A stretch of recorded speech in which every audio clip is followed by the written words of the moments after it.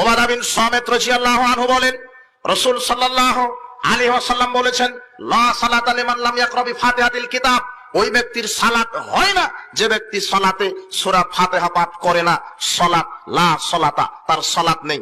এখানে জানাজা উল্লেখ করা হয়নি, বিতের উল্লেখ করা হয়নি, ইদায়ের উল্লেখ করা হয়নি, যোহর আসর মাগরিব উল্লেখ করা হয়নি। যার নাম সালাত, ওই সালাত আদায় করার পূর্বেই আপনার সূরা ফাতিহা বাধ্যতামূলক। সূরা ফাতিহা যেই সালাতে আদায় করা হবে না, সেই সালাত হবে না। এ কথাই ঠিক। কথা মনে বুঝতে পারেননি?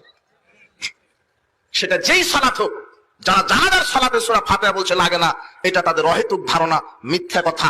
যেই সালাত হোক, যার নাম সালাত, সালাতে সূরা ফাতিহা পাঠ করতেই হবে, এটা ফরজ।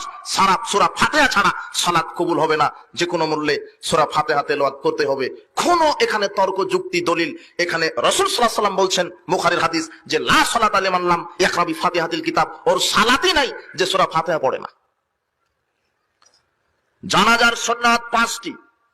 1, জামাতবদ্ধভাবে সালাত আদায় করা।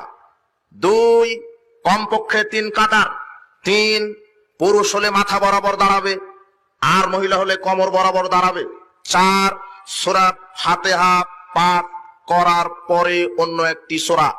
5, জানাজা হওয়ার পর জানাজা কাঁধে উঠানো পর্যন্ত দাঁড়িয়ে থাকা, বসা যাবে না।